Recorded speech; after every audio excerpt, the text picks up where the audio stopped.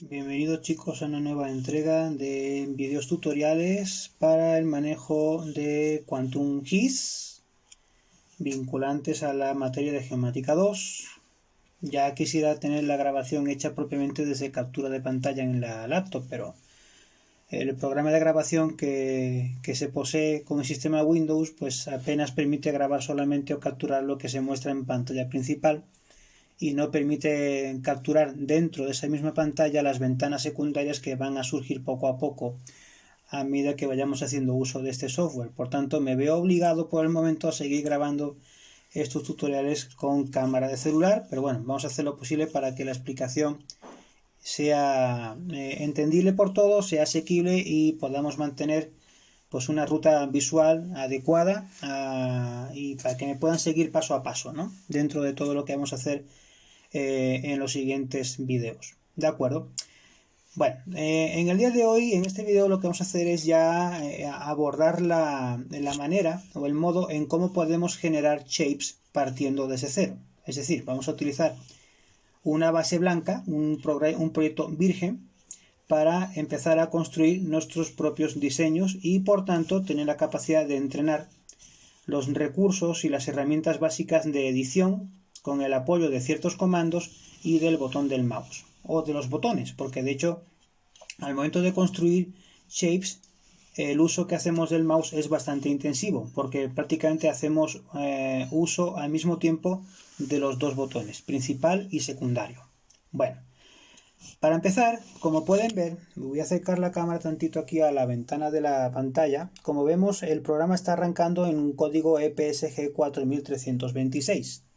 Eso nos indica, como siempre hace o como siempre pasa con este programa, que cuando se arranca un proyecto nuevo, siempre está arrancando en código 4326, lo cual indica que se está manejando una pantalla en coordenadas geográficas. Y ya hemos dicho en muchas ocasiones que lo más conveniente es trabajar en sistema o en proyección UTM con datum WGS84. Entonces, lo que vamos a hacer es, desde este punto, definir la creación de un proyecto que va a servir como guía o como tutorial desde este vídeo a todos los subsecuentes, ¿de acuerdo? Para que puedan tener la presencia o la visión de una ruta completa para trabajar algo en concreto que yo ya les iré mostrando de una parte concreta de Brasil, ¿de acuerdo? Voy a llevar a cabo una labor o un ejercicio simulado que sirva de orientación a sus ejercicios, a sus 35 tareas, ¿bien? Y yo voy a tomar una ruta o un punto de partida completamente diferente al que tienen ustedes, ¿sí? Para que sirva solamente como orientación y guía. No para que entiendan de repente que a lo mejor yo estoy utilizando alguna base o algún proyecto de los que tienen ya ustedes en sus tareas. No, yo voy a dirigirme a un lugar completamente diferente y voy a trabajar cierto proyecto, cierta labor de georreferencia, basándome en un contexto, en un área que ustedes aún no conozcan. ¿De acuerdo? Entonces yo en lo particular, para este ejercicio simulado, yo me voy a dirigir a un punto concreto de Brasil, ¿de acuerdo? Entonces, si tenemos en mente la ubicación de este país, en Brasil, en el continente sudamericano, prácticamente es un continente que casi al completo se encuentra en el hemisferio sur. Solamente la parte norte de Brasil se ubica en la zona norte del Ecuador, y eso es algo que podemos ver concretamente ahorita que se lo muestro en pantalla para no hacer mucho vértigo con el movimiento de cámara. Fíjense, voy a levantar de aquí el celular del pedestal y voy a dirigirme a la segunda pantalla, ¿de acuerdo? Aquí tenemos la visión de Brasil, que ocupa todo este límite, ¿de acuerdo? Hasta acá abajo. Y aquí vemos la línea del Ecuador, la línea geográfica del Ecuador, la que divide a la Tierra en dos hemisferios iguales, ¿de acuerdo?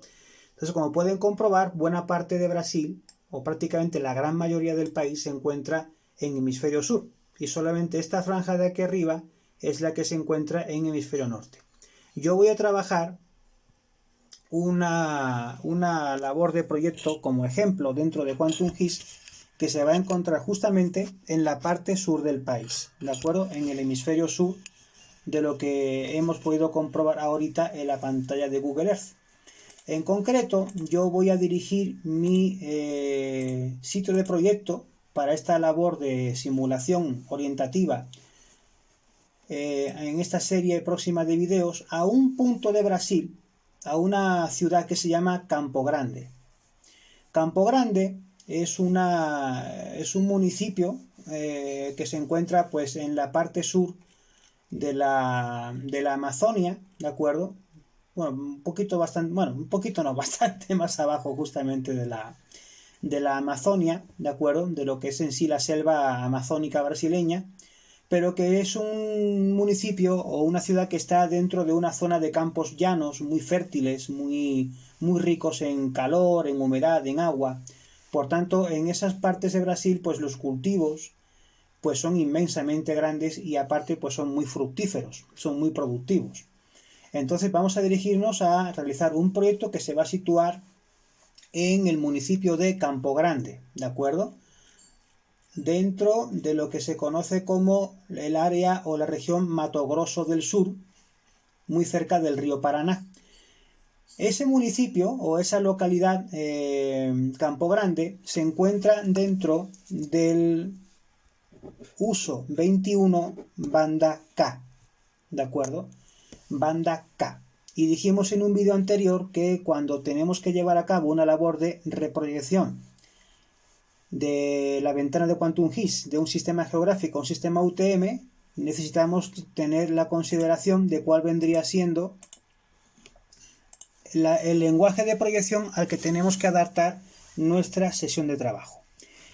Vimos en su momento que cuando trabajamos lenguaje UTM, todo el código UTM siempre empieza por la LADA 32, ¿de acuerdo? En este caso yo voy a manejar mi proyecto al uso 21. Son los dos dígitos del final. ¿Cuál es el que va en medio?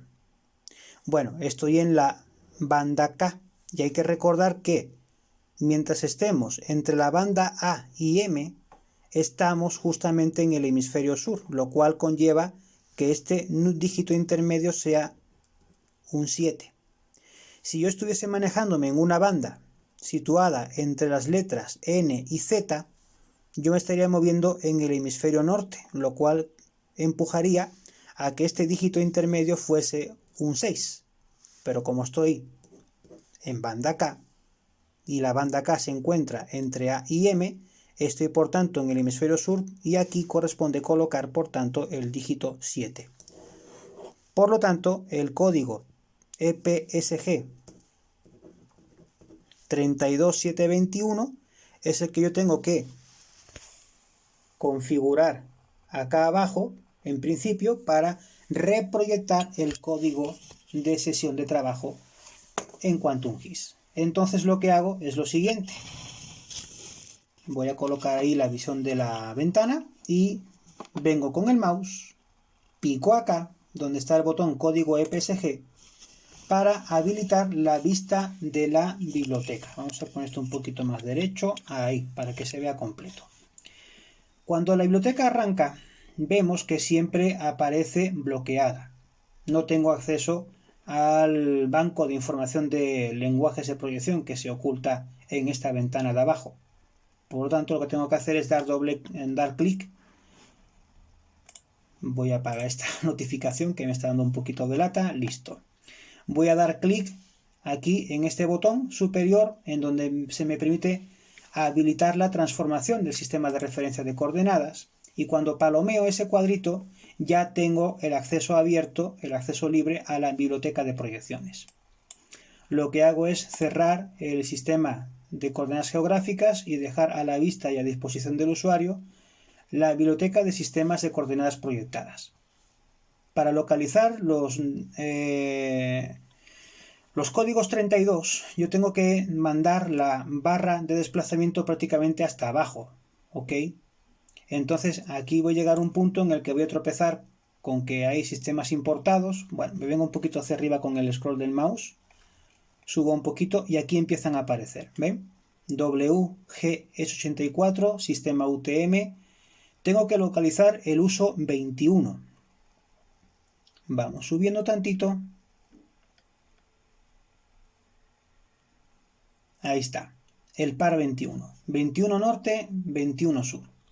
En este caso me corresponde estar en 21 sur, porque pues estamos viendo que Campo Grande se encuentra en la banda K. Por tanto, la banda K pertenece al hemisferio sur y el código que necesito establecer es precisamente este, el 32721. Vengo aquí abajo, aplico el cambio, acepto el cambio y ya el código EPSG ya está designado al vuelo, ¿de acuerdo? Pero eso no es todo. Hemos establecido el lenguaje del proyecto, pero yo tengo también ahora que ajustar el parámetro de trabajo para los shapes que yo incorpore a esta área. Por tanto, yo completo aquí la primera fase de la adaptación del lenguaje de proyección, pero lo que sigue viene dado por lo que aparece aquí. En la cinta de menús, recordamos, doy clic sobre el botón configuración, activo el acceso al sistema de referencia de coordenadas personalizado y lo que tengo que dar cuenta es en qué lenguaje se está moviendo el parámetro de proyección. En este caso se está moviendo en un sistema de proyección UTM en zona 50, ¿de acuerdo? En un uso 50 en el hemisferio norte. Entonces yo tengo que cambiar el lenguaje porque yo estoy ahora en uso 21 sur. Por tanto yo tengo que volver aquí a este botón, dar clic sobre él, activar de nuevo la biblioteca y acceder. Ahora ya no a la parte inferior de la biblioteca, sino que accedo ahora en la ventana superior a la lista de los lenguajes ya preseleccionados y dentro de esa lista preseleccionada localizo en último término el código 32721, ¿ok? Que corresponde al uso 21 hemisferio sur, que es donde yo voy a trabajar esta simulación. Por tanto, le doy a aceptar y como pueden comprobar ya el parámetro cambió. Proyección UTM, zona 21, sur, ¿ok? Ya estamos en el 21 sur y eso ya da acceso a que aparezca el dígito 7, ¿de acuerdo? A que se haga comprensible tanto el parámetro como el lenguaje de proyección del proyecto en Datum WG684 en unidades métricas. Acepto. De tal manera que en este punto el programa ya está en la misma sintonía en lo que se refiere a componentes del lenguaje. Es decir, cuando yo arranco Quantum GIS, según la zona de proyecto en la que yo me encuentre, requiero primero ajustar el lenguaje del código EPSG y luego tengo que ajustar el parámetro de configuración a través de este botón de menú, como hemos visto, para activar y hacer compatible el parámetro del proyecto con el código del lenguaje. Parámetro y código. De tal manera que ambos tienen que hablar el mismo idioma. No es posible, o sí puede ser posible, pero no se van a entender. Si es posible, por ejemplo, que tú quieras de repente hacer trabajar el proyecto en sistema geográfico y en la configuración en UTM. Pues sí, vas a poder dibujar, vas a poder hacer algún tipo de obra, algún tipo de proyecto, pero no va a estar correctamente georreferenciado porque configuración, acá, y código EPSG, los dos necesitan hablar siempre en un solo idioma, ¿de acuerdo? Los dos tienen que hablar en inglés, los dos tienen que hablar en francés, tienen que hablar en chino, en el idioma que ustedes quieran, pero tienen que entenderse los dos, ¿de acuerdo? Se tienen que hacer compatible. Ok, visto lo visto, vamos ahora a continuar con los trabajos correspondientes a la labor de edición. Ok, vamos a crear shapes, shape punto, shape línea y shape polígono. Vamos a realizar creaciones libres, ¿de acuerdo? En las tres categorías con el propósito de que empiecen a manejar los botones, las herramientas de creación, así como también el uso intensivo de este bicho, de este mouse, porque vamos a tener que hacer pues bastantes obras con él, ¿de acuerdo? Ok, ahí disculpen tantito si les mareo. Bueno, ya tenemos el programa con el idioma, con el código correcto, con el parámetro correcto, ya los dos se entienden en el mismo código EPSG. Perfecto. Muy bien. Ahorita lo que vamos a hacer es crear una primera cobertura, ¿ok? Que va a ser shapes de puntos, ¿de acuerdo? Lo que pasa es que antes de empezar a dibujar puntos o a dibujar líneas o a dibujar polígonos, requerimos también cubrir una labor previa, y es la siguiente.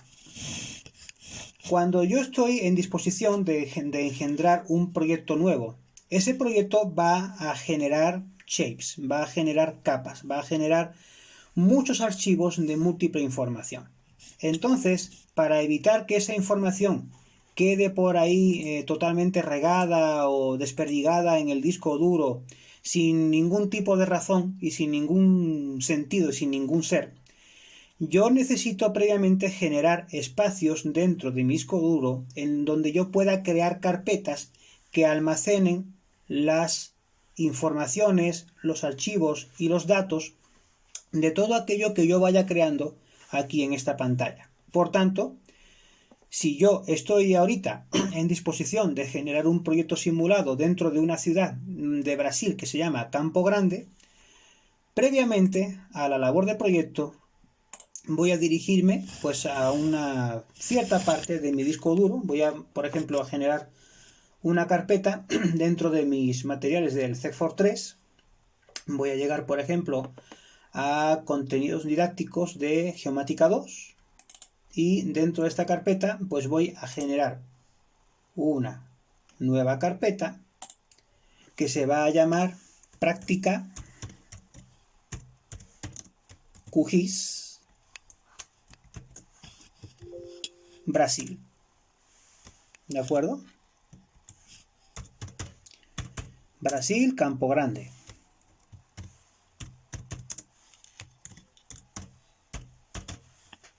¿Ok?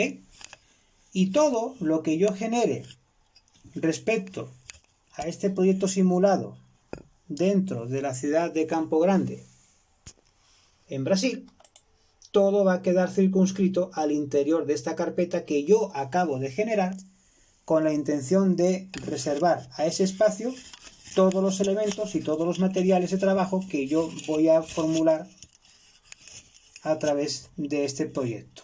¿De acuerdo?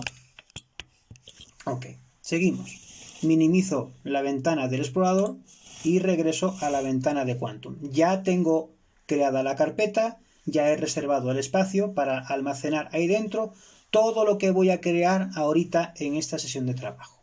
Bueno, vamos a empezar por crear shapes y vamos a empezar por crear una capa shape de tipo punto.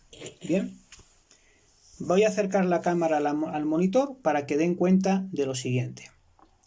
Ven aquí en pantalla una barra de herramientas que voy a entresacar de su ubicación y la voy a aislar al centro de la pantalla para que vean cuál es la composición de los iconos con los que se alimenta esa barra de herramientas. Esta barra de herramientas es la barra de creación o capa vectorial, ¿de acuerdo? Creación o añadidura de capa vectorial. Entonces podemos ver, lo primero, que pues hay una cierta simbología dentro de estas herramientas, de este conjunto de herramientas que se hace común. Amén de que se distorsione tantito la imagen en el celular, que confío que pues luego en pantalla pues se vea con más o menos nitidez, es el hecho de que hay grupos de comandos o grupos de botones que tienen como una especie de cuadrito color verde con un signo más en el centro. Todos esos iconos que incorporan ese signo más son herramientas para añadir capa, añadir tabla, añadir imagen, añadir información, pero siempre se hace como añadido, es decir, se colocan en pantalla elementos que ya existen, ¿de acuerdo? Sobre productos ya creados yo agrego información adicional que voy colocando en pantalla en función de la naturaleza del componente que voy a agregar. Eso, como quiera, ahorita no es algo que tengan, en lo que tengan que preocuparse mucho, solamente entiendan eso, ¿no? Que cuando encuentren un botón con un signo más asociado, son botones para añadir cosas ya creadas.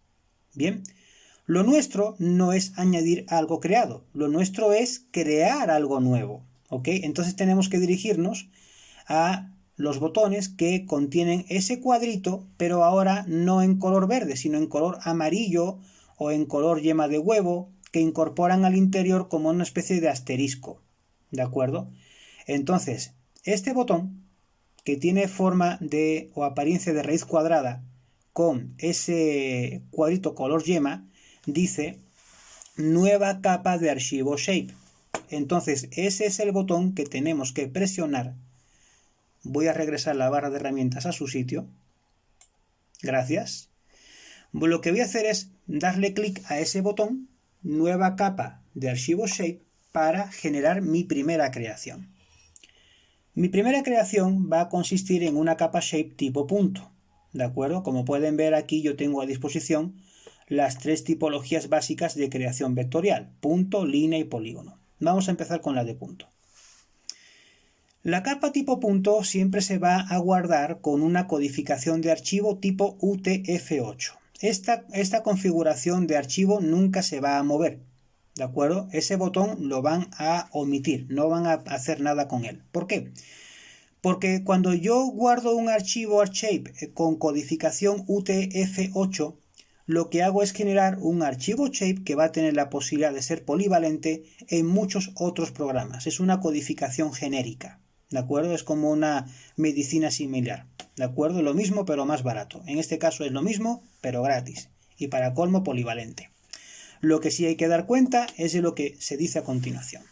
Vean, por defecto, porque Quantum His es así de cabezota, es así de terco, pretende guardar por defecto la creación de este nuevo archivo shape de punto bajo código 4326, o sea, como si fuesen coordenadas geográficas. Y hay que decirle a este muchacho que no. Yo ya configuré mi proyecto en un código EPSG 32721. Yo ya establecí el parámetro de configuración a través del menú en un código 32721. Yo tengo también la necesidad de guardar este archivo punto con el mismo código de proyección que el proyecto, ¿de acuerdo? Para que todo el lenguaje, proyecto y capas de información shape sean compatibles entre sí y se puedan entender bajo un mismo idioma. Por tanto, la proyección de esta capa punto va a responder justamente al código EPSG 32721, que es el SRC del proyecto, ¿de acuerdo? Por tanto, yo voy a elegir esta opción, la sombreo, y ya se establece como parámetro de proyección por default para esta cobertura que estamos haciendo. Luego abajo tenemos ya en sí un doble campo de información en el que vamos a ir empezando a agregar datos. Pero antes de llegar a ese punto yo quiero que den cuenta de lo siguiente. Para que empiecen a comprender cómo está la creación de Chase por detrás de esto. Al tiempo que yo voy dando información al sistema, Quantum His ya está empezando a elaborar los parámetros de creación de las extensiones básicas, ¿de acuerdo? Recordamos que un shape consta básicamente de 4 patas. La extensión SHP, que se vincula con la forma, la SHX, que es el índice de aparición de los elementos que contiene la forma, luego entendemos cómo va eso. Tenemos el PRJ, que es la extensión que marca la proyección, y luego tenemos la extensión DBF, la fuente de base de datos, la Database Font. Entonces, cuando yo al sistema le digo que voy a hacer un shape tipo punto, ya estoy generando la información que va a alimentar la extensión SHP. Cuando yo le digo al sistema que voy a guardar esta capa tipo punto bajo este código de proyección, estoy configurando la creación de la extensión PRJ. ¿De acuerdo? Y cuando yo ahora abordo la creación de campos de información, como si fuese un mapa de celdas, como una hoja Excel, estoy empezando a alimentar la extensión DBF. Faltará luego ver cómo se alimenta la extensión SHX, pero ahora mismo estamos aquí. ¿De acuerdo? Vamos a alimentar con datos lo que va a ser la creación de la pata DBF. Y la pata DBF tiene que ver con esto, con la creación de campos de información. Vean. Al momento, hay que se enfoque, voy a quitar la pluma porque se me hace que es lo que está generando distorsión. Ok, perfecto, ahí ya se enfocó. Cuando yo estoy generando una capa shape, ya sea punto, línea o polígono, cuando yo le marco al sistema que voy a generar una capa de información, ahí ya lo bueno es que ya dejó de distorsionar. Bien, ya de entrada el sistema va a entender que por defecto, si yo le estoy pidiendo o le estoy diciendo que voy a crear una capa tipo punto, al menos yo voy a pintar un punto. Mínimo uno, si no, ¿para qué creo la capa? No tendría ningún sentido. Entonces ya el sistema por sí genera por defecto una columna que se llama columna ID, ¿de acuerdo? Es como si nos fuésemos a una, perdón por el movimiento, es como si fuésemos a una hoja Excel, ¿de acuerdo? Y generamos una primera columna en la que vamos a colocar ID. ID 1, 2, 3, 4, 5, todos los elementos de entrada que tenga esa base de datos, porque el ID es una etiqueta de identificador, ¿de acuerdo?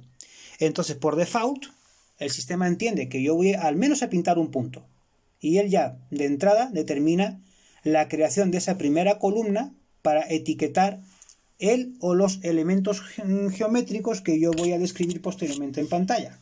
Voy a soltar tantito el teléfono acá en la base, porque necesito escribir en el teclado. Entonces tengo que liberar mis manos.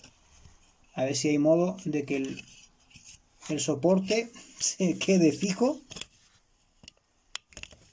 para poder escribir con libertad. Bueno, parece que no me lo va a permitir. Ay, perdón, se me están mareando mucho, ¿verdad? Ahí, con madre. Muy bien.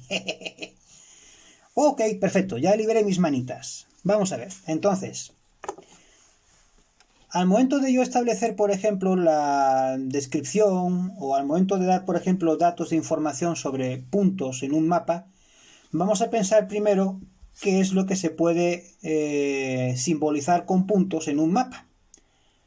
Yo puedo simbolizar con puntos en un mapa, por ejemplo, la ubicación de una casa, la ubicación de un pozo, la ubicación de un poste eléctrico, la ubicación de una señal de tráfico, la ubicación de un poste de luz, de un poste de telégrafo, de un poste telefónico. Puedo ubicar, por ejemplo, con un punto, pues no sé, la ubicación de un ayuntamiento, de una escuela, de una plaza pública, ¿sí? Entonces hay cosas que se pueden determinar también por un nombre. Entonces yo puedo generar un campo de información que añadir a la base de datos que sea, por ejemplo, una columna que defina el nombre. ¿Sí? El nombre, pues siempre va a ser una referencia que se va a describir mediante un mensaje de texto, independientemente de que contenga números o letras, ves un mensaje de texto. ¿De acuerdo? Por tanto, el tipo de información se va a describir mediante texto. Por tanto, ese no se mueve por el momento. La longitud del texto pues va a variar, porque por ejemplo QGIS por default determina que el ancho o la longitud o el espacio de caracteres sea de 80 espacios, pero yo ese dato lo puedo mover a que tenga por ejemplo 110, 100, a que tenga 150, a que tenga 200, el tope son 256, ¿de acuerdo? 256, de hecho ni siquiera permite escribir 256, 250, 251, 252, 3, 4, 255 es el tope, ¿sí? hasta 255 caracteres, 255 espacios, si requerimos escribir por completo el nombre de una ubicación que sea pues de una escritura muy larga. Pero normalmente con 80, 60 o 50 caracteres pues tienes de sobra para escribir una etiqueta bastante hermosa y bastante grande. Entonces, cuando yo ya defino para esta capa punto la posibilidad de describir la ubicación de cada punto por un nombre, porque lo puedo etiquetar, pensemos, un río tiene un nombre, se puede etiquetar bajo un punto. La etiqueta de nombre, no el río en sí, porque el río en sí, el cauce, se va a pintar con una traza de línea, pero yo al nombre del río lo puedo determinar con la ubicación de un punto asociado al cauce del río en el que yo le ponga el nombre. Así como también, por ejemplo, encontramos que hay nombres para un cerro, para el pico de una montaña. El punto que representa la cima de la montaña se etiqueta con un nombre. Cerro la Vieja, Orizaba, la Malinche. Todos esos picos, esas cimas son puntos y se describen con un nombre, ¿ok? Entonces, ya que hemos definido la longitud de escritura, pues lo que hago es añadir este nuevo campo a la lista inferior. ¿Cómo lo añado? Le doy clic a este botón, añadir a la lista de campos, e incorporo esa información a la base de datos de la extensión DBF, así como trabaja la hoja Excel, y lo que se genera con la inclusión del nombre es una segunda columna que va a acompañar a la columna inicial ID. ¿Cómo puedo también ubicar un punto en un mapa? Pues a través, por ejemplo, también de sus coordenadas. ¿Ok? Un punto se establece o se puede determinar en un espacio mapa con el apoyo de información coordenada, valores X, Y. Por ejemplo, si hablamos en UTM, o grados, minutos y segundos, si hablásemos de un lenguaje geográfico en variantes de latitud-longitud. Por tanto, yo también puedo establecer un valor de coordenada X, porque estamos hablando ahorita de un sistema métrico, estamos siempre trabajando en sistema UTM, y la coordenada X como tal pues es un componente que se escribe mediante número decimal. En este caso pues te dice que el sistema puede admitir como propuesta una longitud de 20 dígitos en la parte entera, o sea, en 20 caracteres, 20 espacios. Y siempre que hablamos de números decimales, siempre en sistema QGIS vamos a trabajar con un promedio entre 2 y 4 decimales. Yo siempre tiro a colocar 4, ¿de acuerdo? 4 decimales. Por tanto, esta información de la componente X de una coordenada UTM, yo la añado a la lista de campos e incorporo esta nueva columna de información. Claro, no puede existir una componente X sin una componente Y, evidentemente, porque un punto se establece con dos coordenadas. Entonces coloco la coordenada Y, igualmente número decimal, longitud de 20 caracteres, 4 decimales en el rango de precisión, y lo añado a la lista de campos. ¿Ok? Entonces podemos generar el archivo shape de tipo punto con estos 4 campos de información. No importa ahorita si los campos de información se quedan vacíos. Estamos creándolos ahora para alimentarlos posteriormente cuando hagamos una labor de edición. ¿De acuerdo? Entonces vamos a aceptar. Y al momento de que aceptamos la creación de ese archivo punto, fíjense que me dice el sistema, o me pregunta más bien, que a dónde lo voy a guardar. Bueno, yo generé una carpeta dentro de el directorio CEFOR3, contenidos didácticos de Geomática 2, práctica QGIS Brasil, Campo Grande. Entonces, dentro de esta carpeta, yo voy a guardar este archivo, que es archivo de tipo punto. ¿De acuerdo? Un archivo punto que en su momento se requerirá que sea más preciso si tenemos que hablar de casas, si tenemos que hablar de norias, pozos, aljibes, abrevaderos, ¿ok? Pero en este caso vamos a ponerlo como si fuese en abierto, capa de tipo punto. Le damos a guardar y en ese directorio ya vemos cómo en pantalla aparece la primera capa shape tipo punto que acabamos de generar. ¿De acuerdo? Hemos configurado la creación de una capa shape tipo punto. Ahora lo que toca es darle atributos geométricos a esa capa. ¿Qué quiero decir con esto de atributos geométricos? Ahí, por ejemplo, pueden ver cuando yo coloco el puntero del mouse sobre la capa punto, si la dejo un ratito, ahí se ve el globo de ubicación de ese archivo. C, users, Juan Gallardo, documentos, carpeta CEFOR, contenidos didácticos de geomática 2, práctica QGIS, ahí vuelvo, práctica QGIS Brasil, Campo Grande, /.shp, ¿ok?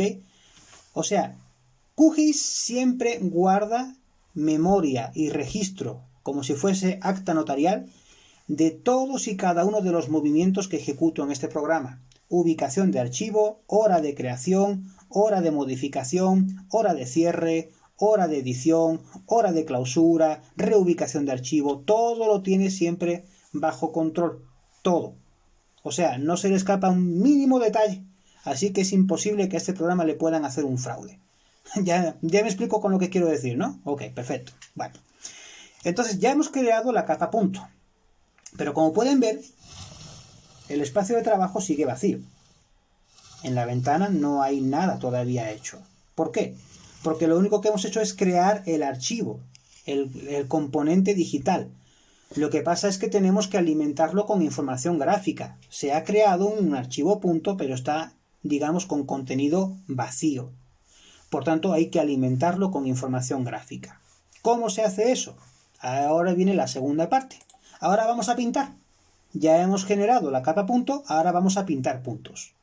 ¿Cómo se pintan puntos? Bueno, para pintar puntos, lo que tengo que hacer es llevar a cabo una labor de apertura, de edición, mediante una herramienta que se llama el conmutador. Conmutador de edición. Para llegar a ese conmutador de edición, quiero que observen aquí arriba esta barra de herramientas. Voy a entresacarla de la cinta en la que está para que la vean destacada. Aquí, a mitad de pantalla. La barra de herramientas de edición básica consta de 1, 2, 3, 4, 5, 6, 7, 8, 9, 10, 11 iconos, ¿no? 11, 1, 2, 3, 4, 5, 6, 7, 8, 9, 10, 11 iconos. Bien. ¿Ven ese lapicito que está en color ahora? Porque si se percataron desde que empezamos la sesión de trabajo, ese lápiz se mantuvo también igualmente gris, al igual que el resto de las herramientas. Y si no se han percatado de ello, rebobinen tantito el vídeo para atrás y podrán comprobar lo que estoy diciendo. Mientras yo no tenga elementos shapes a la vista en el panel de capas, este lápiz va a permanecer igualmente inactivo como todos los demás comandos. Pero como ya tengo un elemento en pantalla para trabajar, que es el archivo punto, este lápiz se activa. Este es el conmutador de edición. Este.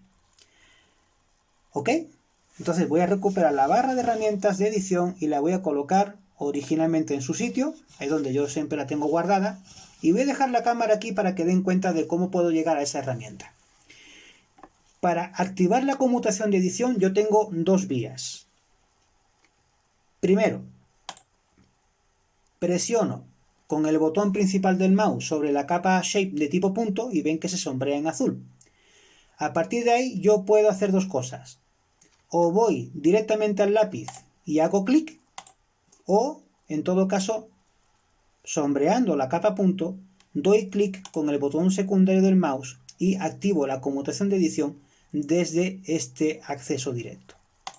En ambos casos, yo opero el desbloqueo de la edición de esa capa shape y ya puedo empezar a dibujar. Si se dan cuenta, sea por vía directa, a través de este botón, en la cinta de herramientas, o sea a través del menú secundario de la barra de lo que es la ventana de opciones, siempre que yo hago clic sobre ese lápiz, en la capa shape que yo vaya a editar, o que yo vaya a modificar o a dibujar, van a comprobar cómo sobre el icono del punto aparece ese lapicito encima.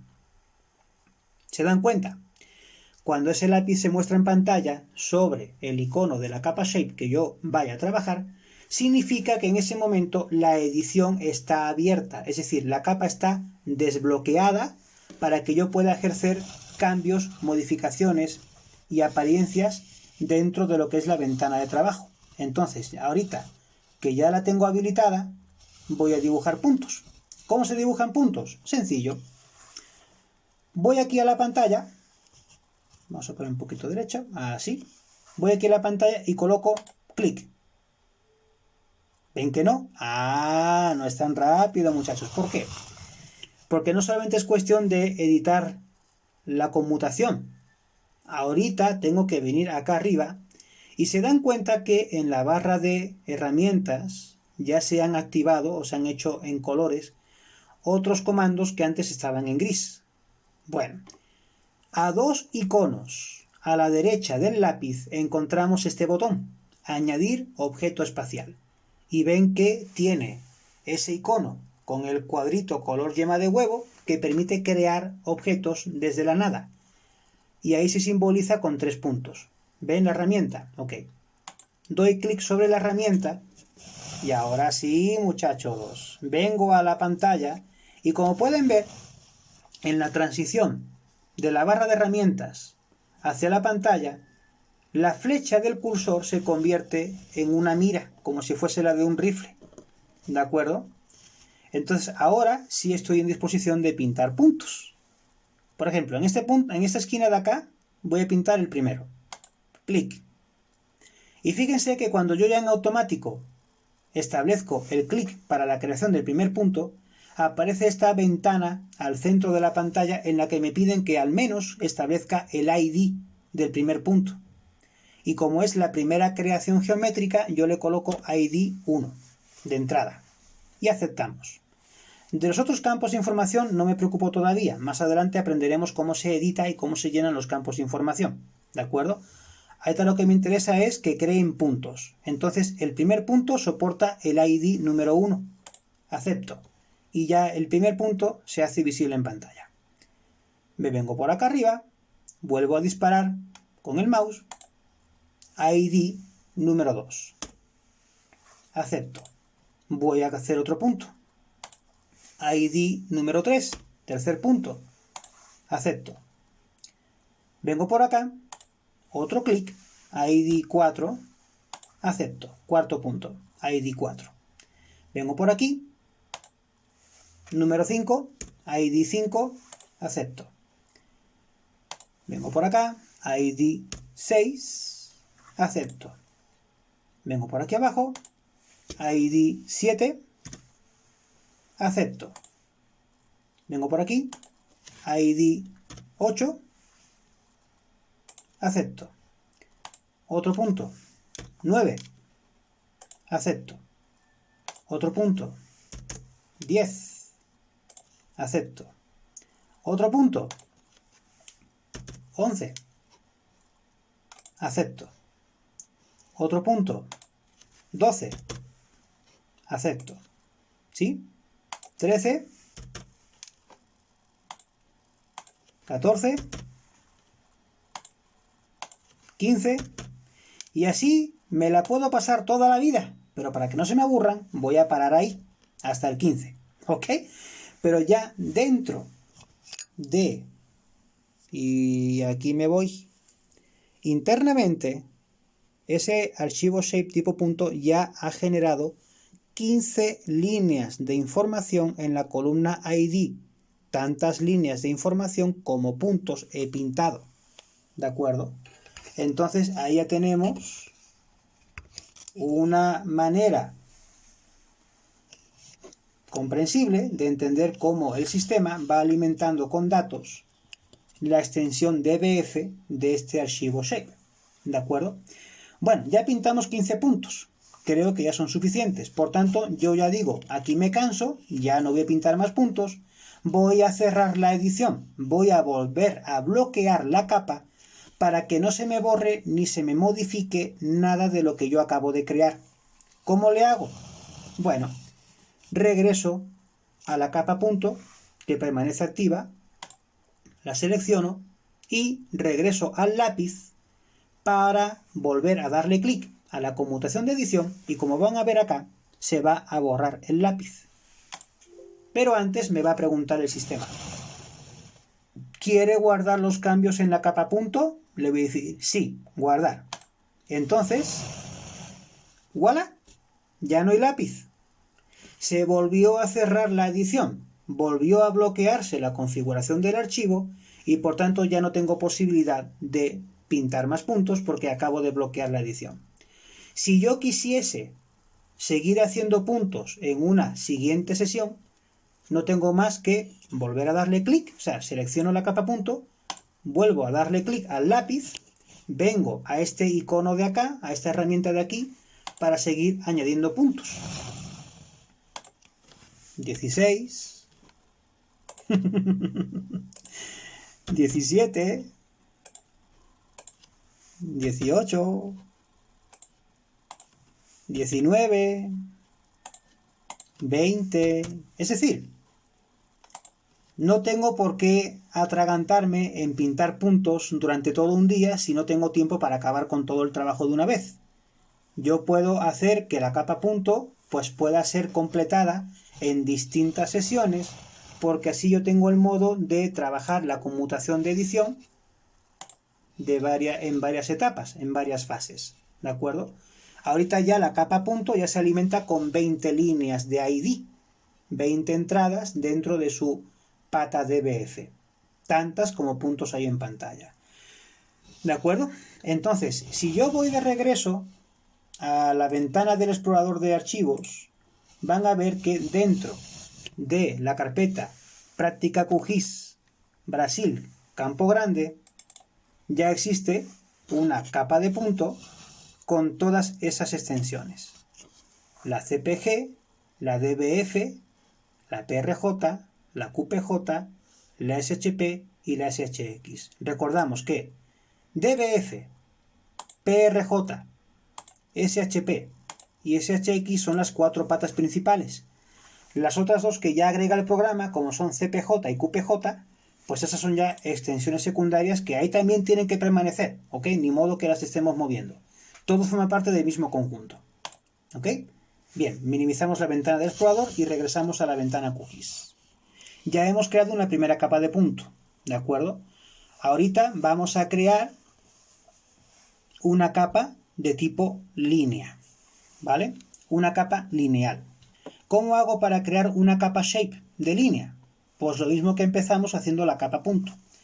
Vengo acá arriba a la cinta de herramientas de edición y lo que hago es darle clic de nuevo a este botón.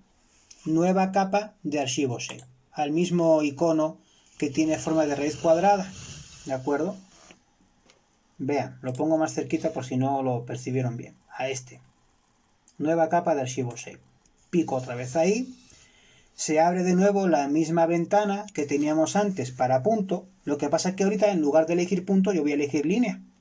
Entonces elijo crear un shape de línea. Codificación de archivo, dijimos que esto no se mueve, se queda en codificación UTF-8. Lo que sí tenemos que hacer es programar la proyección de la capa línea a la del proyecto y a la de la capa punto que ya generamos antes. Por tanto, despliego acá el botón, elijo la zona 21S, o sea, el código EPSG 32721, ¿ok? Y ahora, como es un campo línea, vamos a definir qué parámetros se pueden medir o se pueden establecer a una línea. Una línea se puede establecer, por ejemplo, podemos medirle su longitud. Entonces yo puedo crear un campo de información que determine la longitud de una línea, sea la longitud de un río, la longitud de una carretera, la longitud de un camino, la longitud de un lindero, de una cerca, ¿sí? Entonces yo puedo medir una longitud de una línea. Por tanto, la medición de longitud siempre va a ser un número. ¿Pero qué sería? ¿Número entero o decimal? Bueno, yo siempre abogo, por cuestiones de precisión, trabajar con decimales. La longitud de la parte entera pueden quedarse en 20 dígitos. Si es que la medición pues no resulta pues un número muy grande, se pueden dejar esos 20 espacios para medir la parte entera de una medición. Y en el campo de precisión, pues yo siempre abogo para que trabajen con 2, 3 o 4 decimales. Yo voy a elegir 4, ¿de acuerdo? Entonces, este campo de información se va a asociar al campo ID que ya genera el propio sistema, porque claro, si yo le estoy indicando al sistema que quiero pintar una línea o un shape de tipo línea, pues el sistema entiende que al menos voy a pintar una, al menos una. Por eso ya coloca por default la columna ID. yo le agrego el campo de longitud. Por tanto, con los datos que yo ya le doy, hago clic sobre el botón añadir a la lista de campos y genero el campo adicional de longitud. Bien, ¿qué otro parámetro podemos medir a una línea? Pues por ejemplo también su grosor. Vemos que las carreteras, por mucho que tú las pintes como una traza lineal, pues no todas son igual de anchas. Una carretera comarcal o una carretera local de un solo carril no tiene nada que ver en anchura con una autopista de cuota. O un río pues en función también de cuánto caudal y cuán ancho sea el caudal, pues también hay ríos que tienen más anchura que otros. Por tanto, yo también le puedo medir a una línea su anchura. Anchura, eso, ¿ok? La anchura, ¿cómo se mide una anchura? Pues igual que se mide una distancia, mediante un número decimal, que puede tener igualmente pues sus 20 caracteres en la parte entera de longitud y sus 4 decimales en el campo de precisión. Por tanto, yo este nuevo campo de información lo añado a la lista, clic aquí y se añade un nuevo campo que es el de anchura. Se podrán ir añadiendo otros con el tiempo, ¿ok? Otros campos de información que podemos ir editando a medida que vayamos generando un proyecto en proceso. Pero como quiera, ahorita no es lo que me preocupa, ¿ok? Esa labor de edición de la tabla de atributos la vamos a ir viendo en otros vídeos posteriores. Ahorita lo que interesa es que entiendan cómo se puede alimentar de base la creación de una capa shape. Entonces le damos clic al botón aceptar. Y como pasó antes con el punto, el sistema me va a decir, bueno, esta capa de línea, ¿dónde la vas a guardar? Bueno, pues en la misma carpeta de práctica QGIS Brasil Campo Grande, donde ya está la capa punto, yo voy aquí a darle etiqueta a este nuevo archivo, que es un archivo de carácter lineal, una línea. Perfecto, entonces vengo para acá, ya encontré hasta el carrilito para mover el soporte. Guardamos, perfecto, vengo para acá. Ahí lo voy a tener del tingo y al tango, pero ahí discúlpenme, porque esto de trabajar con celular, créanme que no está sencillo. Y como aparte YouTube te obliga a que tienen que ser vídeos verticales a huevo, pues bueno, pues todavía se limita mucho más el campo de perspectiva. Ok, ya tenemos ahí el shape de línea. Ahora, como pasó antes con el punto, pues resulta que tenemos la capa línea, pero está vacía de contenido, no tiene elementos geométricos que la alimenten. ¿Cómo hago para dibujar líneas? Igual que con el punto.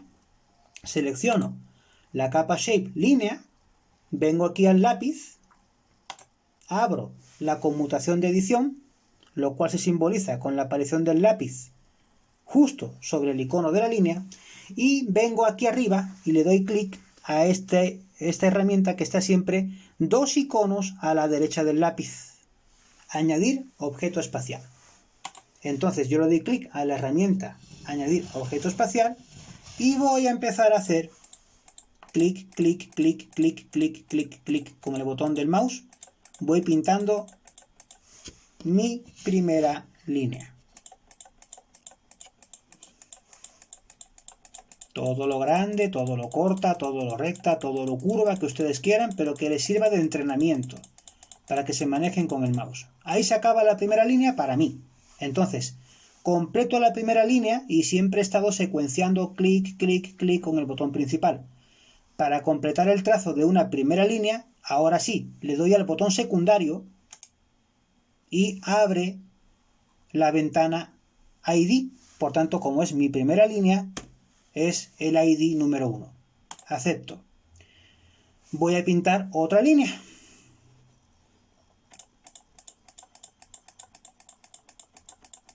Clic constantemente con el botón principal. Lo llevo por donde quiero. Esto es una obra libre, una creación abierta para que entrenen el manejo de la herramienta. No es para otra cosa. No tiene ninguna utilidad didáctica ni pedagógica más que para que entrenen el uso de la herramienta. ¿Sí? Ahí se acaba la segunda línea, ¿ok? Botón secundario, ID número 2. ¿De acuerdo? Vamos ahora a pintar una tercera línea. Botón principal del mouse, clic, clic, clic, clic, clic, clic, hasta que se cansen. Como decía el profe Osvaldo en informática, hasta que se muera. Ahí acaba la tercera línea. Botón secundario, ID número 3, aceptar. Vamos a pintar la cuarta.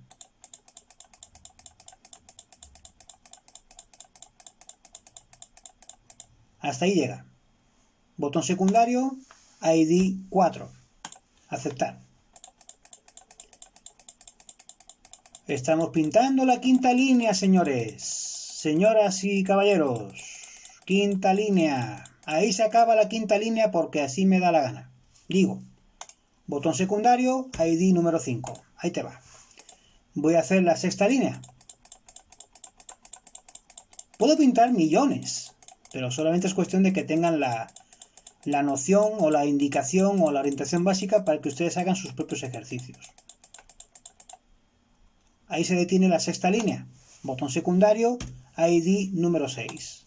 Aceptamos. Voy a pintar la séptima y última línea a mi criterio. Como quiera, todo lo tienen ahí en la pantalla. Todo se ve. Séptima línea. Perfecto. Ahí se acaba la séptima línea. Botón secundario, ID número 7. Aceptar.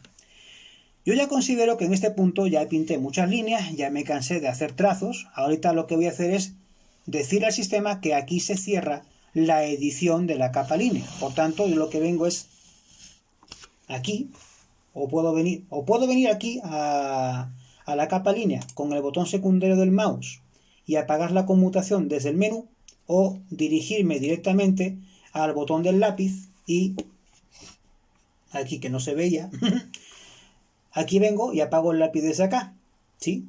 Puedo apagar la herramienta desde aquí o la puedo apagar desde el botón secundario del mouse con mutación de edición. Cualquiera de las dos maneras es correcta. Le pego al lápiz y me pregunta el sistema, ¿quiere guardar los cambios en la capa línea? Sí, guardar. ¿Ok? Entonces ya las líneas ya quedan editadas, ya quedaron concluidas, ya la capa se bloqueó y ahora fíjense el efecto que eso genera en la carpeta de archivos. Si me voy de nuevo aquí al explorador, ya tengo información de una capa punto y las extensiones de información de la capa línea. Brutal, ¿eh? Y solamente hemos hecho dos archivos. O sea, un archivo tipo punto y un archivo tipo línea. Pero fíjense, para cada archivo, la de patas que esto genera. Por eso yo digo que QGIS, cuando lo empiezas a trabajar mucho, constantemente, te genera chorros de archivos de información. Y siempre se tienen que mantener controlados en carpetas o en subcarpetas de forma sistemática. ¿De acuerdo? Ahí están viendo el soporte. Hola, bueno, ok. Vamos, ahorita vamos a completar la labor de creación de capas haciendo la capa polígono, que es la que nos falta, ¿vale? ¿Cómo hacemos la creación de la capa polígono? Igual que hicimos la capa línea y la capa punto.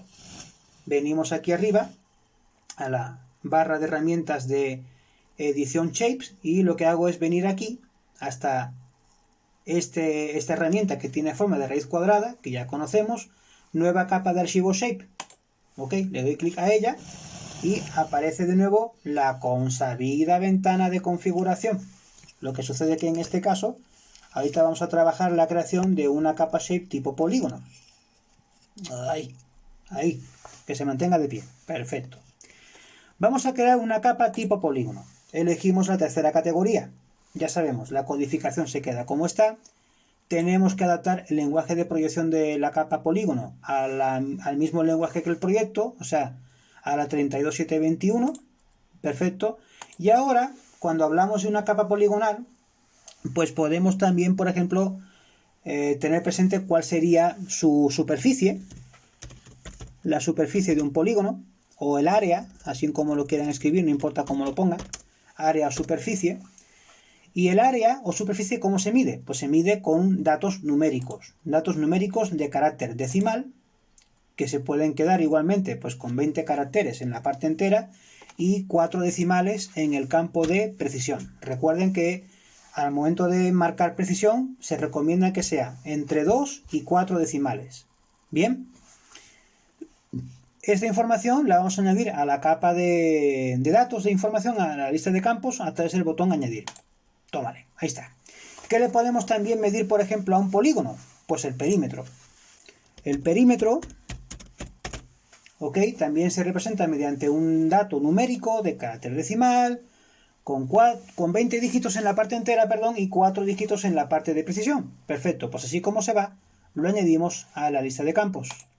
Bien, y así estamos alimentando columnas de información en la extensión de BF dentro de un shape que funciona de igual manera que una hoja Excel. ¿De acuerdo? Ok. Entonces, básicamente podemos empezar con esos 3 campos de información. ID, que es el que genera el propio sistema, mi campo de área y mi campo de perímetro. Le podemos también, por ejemplo, añadir, un campo de nombre. No sé, polígono de tiro, pista deportiva, plaza pública. O sea, se pueden presentar muchas cosas, ¿no?, dentro de un polígono. Entonces le podemos también adjudicar un nombre que va a ser redactado mediante un dato de texto, ¿de acuerdo? Que puede ser a lo mejor de 50, 60 caracteres, porque 20 espacios para escribir ciertos nombres que son largos, pues son pocos caracteres.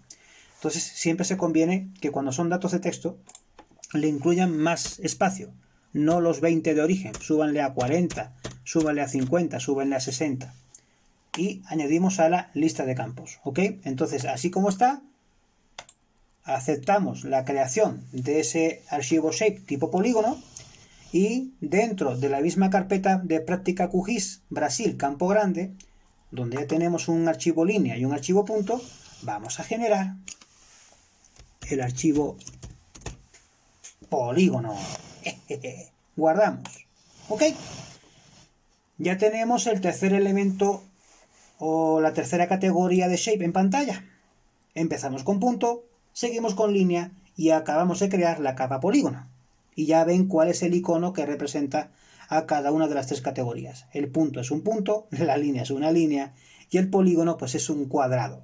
¿De acuerdo? El icono es un cuadrado. Bien, para pintar polígonos, lo de siempre.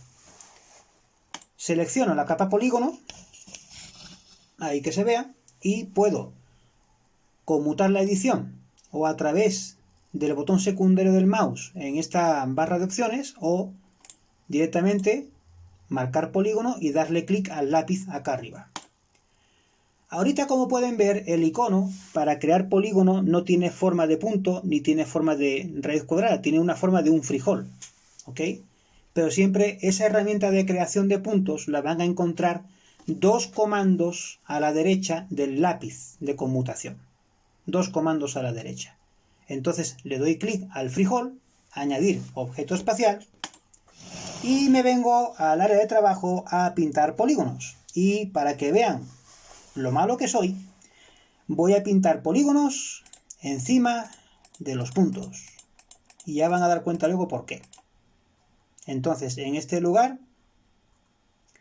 ya hemos generado un primer polígono. Como siempre, yo avanzo con el botón principal del mouse y cuando yo considero que el polígono ya está hecho, le doy al botón secundario, ¿de acuerdo? Y ahí se crea el ID 1 por razón de creación del primer polígono, con madre. Ok, ahora vengo a generar un segundo polígono aquí abajo.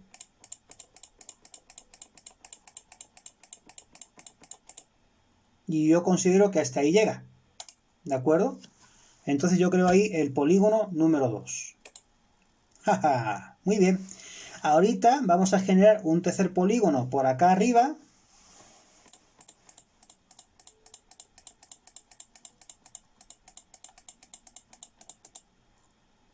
Ahí se cierra el tercer polígono, o creo que yo, pues para mí se me hace conveniente que se acabe ahí y ya. Cuando yo cierro el polígono, ahora vengo aquí a hacer otro a la derecha, aquí fuera. Yo voy pintando el polígono con el botón principal del mouse. Y cuando yo ya quiera cerrar el polígono, en el último vértice yo le pego al botón derecho. ¿De acuerdo? Y eso ya me permite crear, sí, la configuración previa del polígono. El tema de las cruces rojas que ven en los vértices será motivo de trabajo para otro día. Ahorita estamos solamente pintando polígonos, ¿de acuerdo? Voy a mostrarles algo que va a ser muy curioso. Vean. Bueno, ahorita, como ven, yo me puedo mover con el scroll del mouse, me voy para adelante, me voy para atrás, voy ampliando o cerrando la imagen, de tal manera que se va también moviendo la escala que se muestra en la parte inferior al centro de la ventana del programa. Cuanto más lejos deje el dibujo, como pueden ver, más chiquito se hace, la escala es mayor. Pero a medida que yo muevo la rueda del mouse y me voy acercando, como pueden ver, el valor de escala se va haciendo cada vez más chiquito. Y me puedo seguir acercando más, al punto de que solamente vea eso, un punto. De tal manera que la escala ya está jugando en este momento a escala 1, 1442. Pero yo puedo llevarlo incluso a una escala real, a escala 1, 1. Ahí te va, escala 1, 1. Un centímetro del mapa es un centímetro en el mundo real. O incluso a llevarlo a una escala aumentativa. De tal manera que si no pierdo el control de dónde está el punto en pantalla, este punto se encuentra ahora a una escala 11.642 a 1. O sea, un centímetro que yo trace en la pantalla del programa suponen 11.642 centímetros en el mundo real. Como ven, las nociones conceptuales de Geomática 1 siguen siendo completa y totalmente vigentes en Geomática 2. Todo lo que aprendimos en cuanto a valor de escala, relación de escala, todo tiene aplicación geomática, muchachos. Entonces no dejen en saco roto lo que poquito o mucho aprendieron el año pasado, en el pasado semestre. ¿Okay? Bueno, vamos a centrar la atención en el entorno de este punto. Como pueden ver, a medida que he estado hablando, se ha ido reduciendo la escala, la he ido aumentando, ¿de acuerdo? Bueno, más bien, aumentando el valor de escala para reducir la visión del mapa. Quiero centrar la imagen en este punto. Y ahora fíjense qué es lo que va a pasar cuando yo genere el siguiente polígono. Vean, yo empiezo en esta punta. Voy trazando el polígono, voy cubriendo el polígono y ahora voy a irme hacia el interior. Fíjense qué va a ocurrir ahí. ¿Qué pasa en pantalla? Aparece arriba una señal de alarma. ¿Se ven? Yo voy trazando el polígono y se va cubriendo una señal de alarma porque me está anunciando la presencia de un nodo. ¿De acuerdo? Entre los segmentos 16 y 37 de este polígono que estoy dibujando se está produciendo un nodo. Un nodo refleja la presencia de esta cruceta de color verde en la que me dice que se está produciendo en el momento del dibujo una intersección que rompe la lógica con la creación de un polígono. ¿De acuerdo? Yo, para evitar el nodo y sin que yo me lleve a sustos, ven que ahorita por ejemplo me regreso y ahora el nodo es doble porque estoy haciendo una labor de regreso del polígono hacia afuera.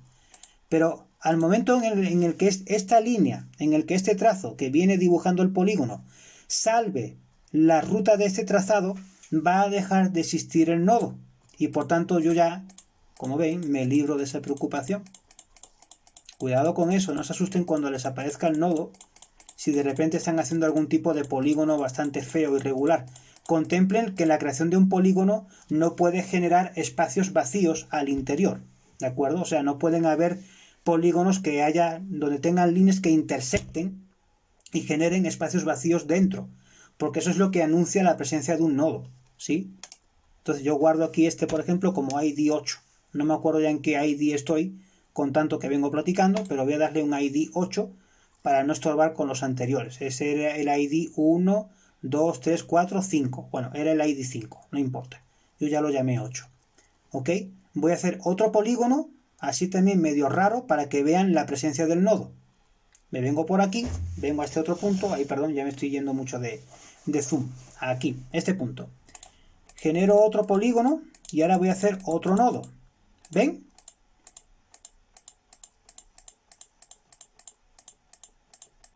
Y este polígono ya va a generar un problema conceptual porque no tiene modo de retroceder, a menos que yo le dé al botón secundario, no le ponga ID y solo se cancele. ¿Sí? Lo hago otra vez. Yo vengo por aquí y hago como si fuera un moño. ¿Ven que hago como si fuera un lazo, un moño?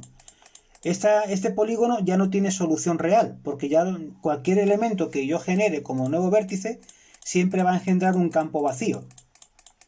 A menos que yo lo haga para acá, para afuera. Ven que ya cuando genero la envolvente hacia afuera, parece un embrión, pues ya sí genero un polígono completo. ¿Sí? Pero si yo de repente, por ejemplo, genero un polígono vamos a este otro punto, en el que de repente yo ya no le encuentre solución y yo ya me haya quedado encerrado, como este, por ejemplo, en el que yo ya cruzo, aquí, cruzo y entrecruzo y cruzo polígono y salgo por la línea y otra vez entrecruzo, ¿no? Cuando ya este polígono no tiene razón de ser porque ya no tiene sentido, ¿sí? Yo lo que hago es, para evitar broncas, vean cuántos nodos hay, yo lo que hago es darle clic derecho al mouse, no le pongo ningún ID y simplemente lo genero como si fuese un resultado 0 y puedo volver a empezar, ¿sí? Entonces, cuidado con esto de crear polígonos, porque si de repente se pueden pegar ahí el susto de su vida y no saber cómo resolverlo, ¿de acuerdo? Entonces, ya vieron el modo, ¿vale? Ok. Yo ya considero que con estos polígonos ya es más que suficiente. No, voy a hacer otro polígono. Miren, así. Venga por acá, venga por aquí, venga por acá. Sopesar, 10 pesitos, pom pom pom. Ahí está, se acabó. El número 10. Creo que es el 9 en teoría, pero bueno, vamos a poner con un número 9. ¿Ok? Entonces tenemos en pantalla 1, 2, 3, 4, 5, 6, 7, 8 polígonos. ¿Ok? 8. Yo le puse como ID 9, no importa. Como quiera, pues todos encajan dentro del shape. Pero entonces ahorita ya, para cerrar la labor de polígono, viendo que ya pinté los que quería pintar y del modo en cómo quise, ahorita lo que vamos a hacer es cerrar la conmutación de edición para que estos polígonos como tal, ahí se quedó enganchado, no me importa. Polígono, vengo aquí a polígono, ok, y ahora te digo conmutar la edición, ¿de acuerdo?